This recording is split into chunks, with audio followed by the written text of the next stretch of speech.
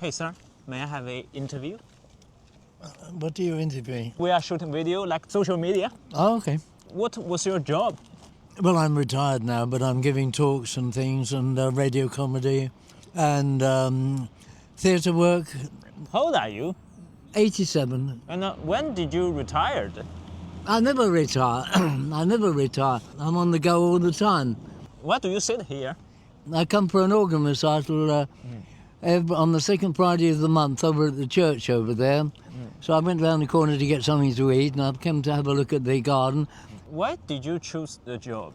I don't know, it just happened really because I was in the Royal Air Force and I went out to, worked in Southampton and worked on the H-bomb shops out in Christmas Island.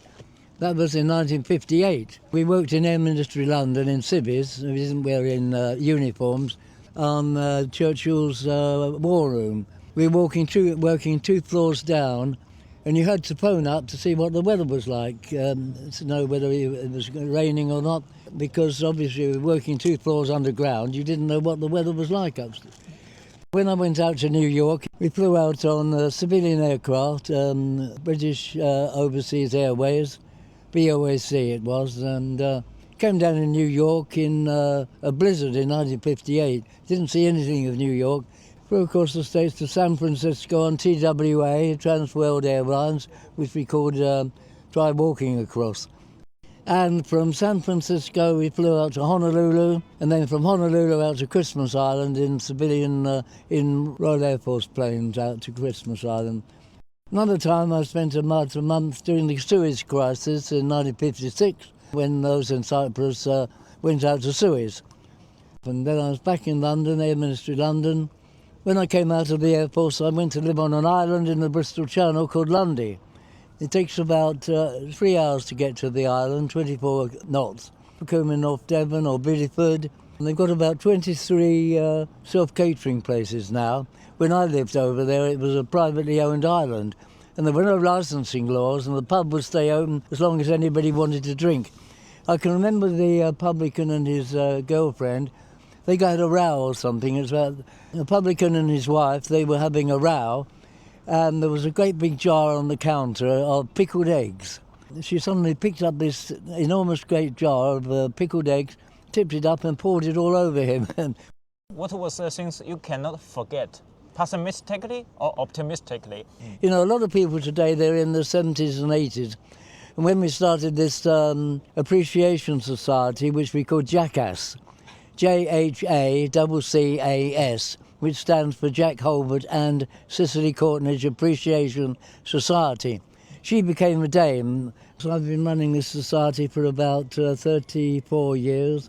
We bring out a magazine irregularly 6 times a year.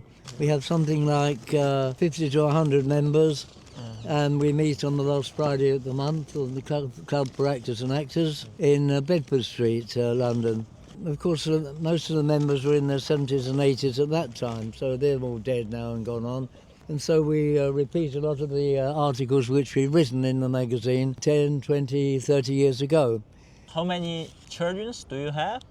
I've got 2, and they're both married now. Mm-hmm. My son lives in Lancaster Gate, and my daughter lives in West Brompton, so they're fairly close. Who take care of you? Nobody takes care of me, I take care of myself. I live by myself, I do my own cooking, I run my own garden. My son comes in once a week to see if I'm still alive, I suppose. Where is your wife? My wife died 10 years ago. And sorry to hear about that. Sorry. She was from Iran. She was Iranian. How did you know your wife? Well, actually, I met her in England, and she was one of my rather more mature students when I was teaching in London. We went down to the West Country one day between Christmas and New Year, and we got snowed up, and so we were down there for about a fortnight. We couldn't drive out because of the snow, so we couldn't get back to London, and then we got married on the 13th of January. What's your life changed after your wife passed away? I was able to do exactly as I wanted to do, and I could live at home, and if I wanted to get up and have breakfast at 3 in the morning, I could do it, and then go back to bed again. It's quite an advantage in living on your own, because you can do just what you like and get up when you like. There's nobody to say, oh, don't come in May I ask one personal question? Okay. How much pension do you have monthly? I've no idea. I've never bothered about it. As long as there's some money in the bank, I draw it out, and I really have no idea how much it is. When I drove buses at one time, I drove buses in London, and I think I was earning this was going back about 20 years now, because I had to retire. When you're driving buses, as soon as you're 60, you have to take a test every year. One year I didn't pass the test because my eyesight had failed, and so I couldn't see to drive the bus. Well, I could see to drive it, but I might drive on the pavement half the time. I suppose I was earning something about £400 a week on the buses. That would be 20 years ago. It's considerably more now. Do you have something to say to the younger generation, like born after 1990? Just go ahead and do everything you want to in life. Some people just have one job. Other people have what they call a jack of all trades, which means that they do many things. I've quite enjoyed doing many things, learning to play the piano up to grade 8, playing the organ, playing the drums, singing. I was in a church choir at one time. I could tell you a lot of stories about that one. People getting married. Mickey Rooney, he was an American and he got married 8 times. He married 8 times, and someone said to him one day, "Can you give me some advice about marriage?" He said, "Yes. If you get married, always get married in the morning.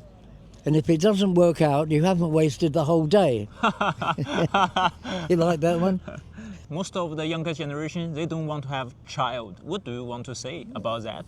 Let them do exactly what they want to. The world is overpopulated anyway.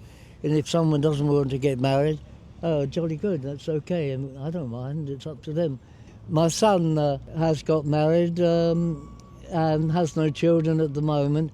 And if you get into a way of life of not having children, somehow or other you're quite happy doing the sort of things that you do, because life changes.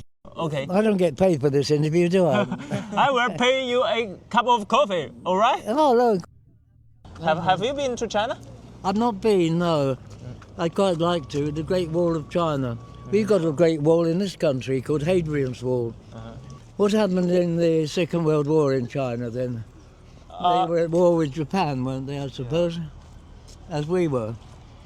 Japan tried to invade us and conquer China. Japan did, yes. Yeah. They tried to. They're still disputing over various islands, aren't they, in the sea around China and Japan. But finally, Japan failed. Black coffee and with 3 sugar. Yeah, we've got sugars there. And how do I pay? Visa. Yeah. Hey, sir. Here you go. Put it on the table. Oh, I see. All right. Thank you. Bye. I'll get some more maybe. Thanks very much. Okay.